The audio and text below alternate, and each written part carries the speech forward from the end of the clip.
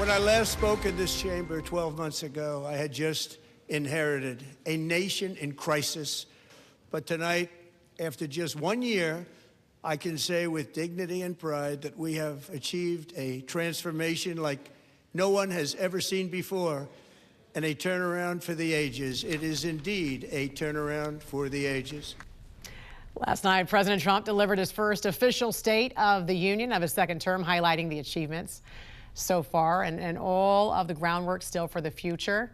From tax cuts and tariffs to border security and his one big beautiful bill, the president laid out what he says is America's golden age. Joining us to discuss, RNC senior advisor Danielle Alvarez from the Republican National Committee. Good morning, Danielle. Your initial reaction to the president's speech last night? I thought the president did an incredible job meeting the moment. We all know that he performs best in moments like this, all eyeballs on him.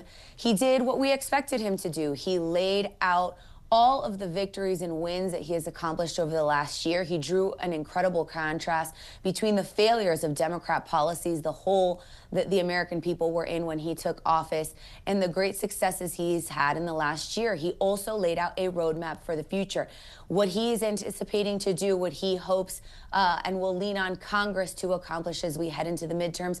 But there was some great moments of unity, and I think that that really is what caught my attention the most. The celebration of the nation's 250th birthday, medals to service members, the U.S. hockey team.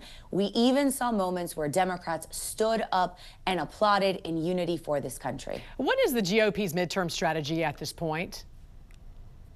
As we're headed toward the midterms, we've always talked about how good governance is going to be our springboard and our platform. And of course, our secret weapon is President Donald Trump. We saw him outline a lot of those great policies that have turned the economy around, have led to some great economic indicators. That one big beautiful bill, working family tax cuts, no tax on tips, no tax on overtime, no tax on Social Security, of course, most favored nation, drug pricing, and then, of course, bolstered by Trump RX. We have also heard the Susie Wiles, the chief of staff of the White House, talk about having President Trump go out and deliver this message, not just in Congress, not just in the State of the Union before this chamber, but of course across the country to everyday Americans. That's part of the secret weapon, but of course it all hinges on that good governance. Right, and you know, the president also spotlighted families impacted by criminal illegal aliens and really the invasion we had at the border during the Biden administration, he said. And in one moment that really stood out, dared Democrats to support his immigration crackdown. Watch this. If you agree with this statement, then stand up and show your support.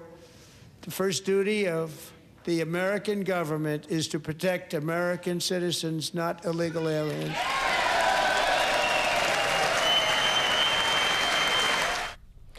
How powerful is that message to voters when it comes to the border and to national security heading into November? That was a critical moment. I think that the president did a great thing in drawing a stark contrast between Republicans' America First priorities and Democrat priorities.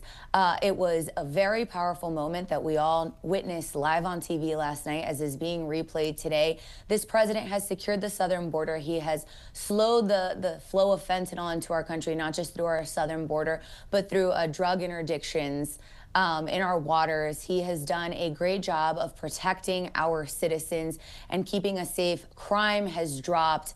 And then again, of course, focusing on those economic issues where we're starting to see those great economic indicators. And we're going to start feeling that in our pockets and start being able to have those conversations at our kitchen table. This president is doing all the right things heading into the midterms. Now he needs to go deliver that message in communities across the country. Republican National Committee Senior Advisor Danielle Alvarez, thank you for joining us this morning. We appreciate it. Thank you for having me. I'm Christine Frizzell at the White House, where the economy is front and center following President Trump's State of the Union address. One big question on a lot of people's minds is, will voters have a change of heart ahead of the midterm elections? On the topic on the top of voters' minds, President Trump appeared to have gotten the message. It's the economy. Now we are the hottest country anywhere in the world, the hottest. It's getting bigger and bigger and stronger. Nobody can believe what they're watching.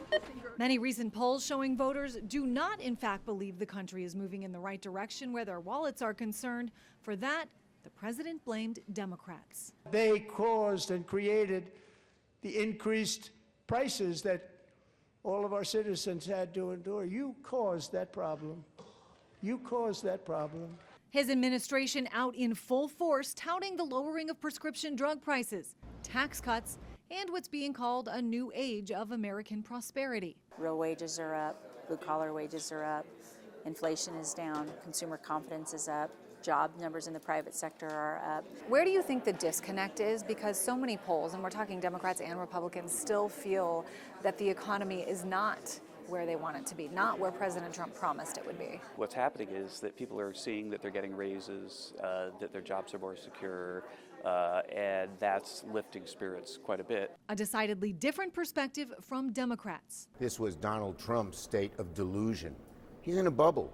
He doesn't even know what the average American is going through. He's enriching himself, his family, his friends. The scale of the corruption is unprecedented. There's the cover-up of the Epstein files, the crypto scams, cozying up to foreign princes for airplanes and billionaires for ballrooms. President Trump getting ready to take his message on the road, heading to Texas later this week ahead of the state primary there. We expect he will hone in on his economic plan and also speak directly to Latino voters, many of whom supported him in 2024, but who polls show may be having a change of heart. At the White House, I'm Christine Frizzell. President Trump's State of the Union address comes as affordability remains a dominant issue for American voters. Let's go to Morgan Stevens at the Fact Check team. And Morgan, even with inflation cooling, new research that I know that you reviewed shows that Americans still feel negatively about the economy. Speak to us about what's driving that.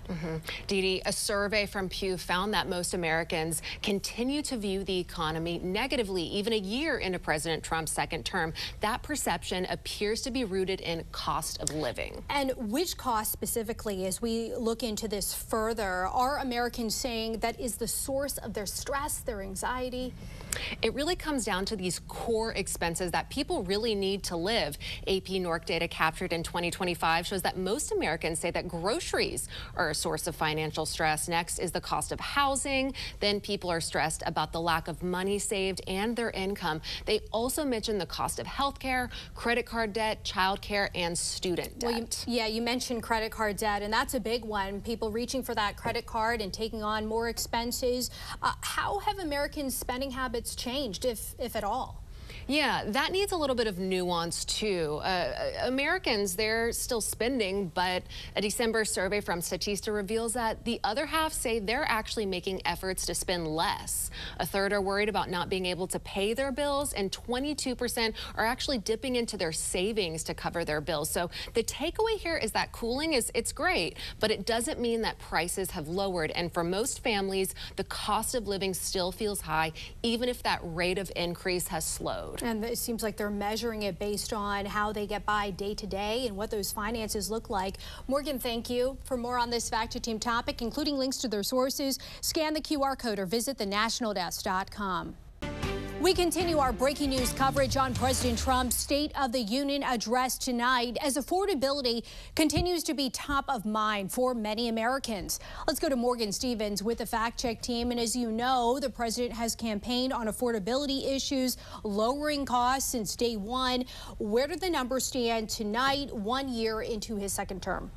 Dee Dee, affordability is a central issue for voters, and the president is again making the case that his policies are bringing relief to working families. Data shows inflation has cooled, but it hasn't disappeared. The Consumer Price Index, which measures inflation, dropped 2.7% in December to 2.4% in January. That's a 0.3% decline. So that is a sign price increases are slowing, but it may not be enough yet for Americans to really feel it. So unfortunately, cooling doesn't mean cheap, and prices are still significantly higher than they were before inflation peaked in June of 2022. So if inflation is easing and Americans, as you just mentioned, they are saying that they're feeling squeezed, which items in particular are still elevated in price? Some of those basic items is really what Americans are feeling. They remain stubbornly high. These are things like rent, car insurance, utilities, and childcare costs. They continue to outpace wage growth in many markets. Groceries have leveled off somewhat, but they're still up sharply compared to 4 years ago. So bottom line, inflation is cooling, as we mentioned, but overall, those prices remain elevated. Thank you so much, Morgan. Morgan will be back to break down in a few moments how Americans feel about the cost of living and what the actual numbers are.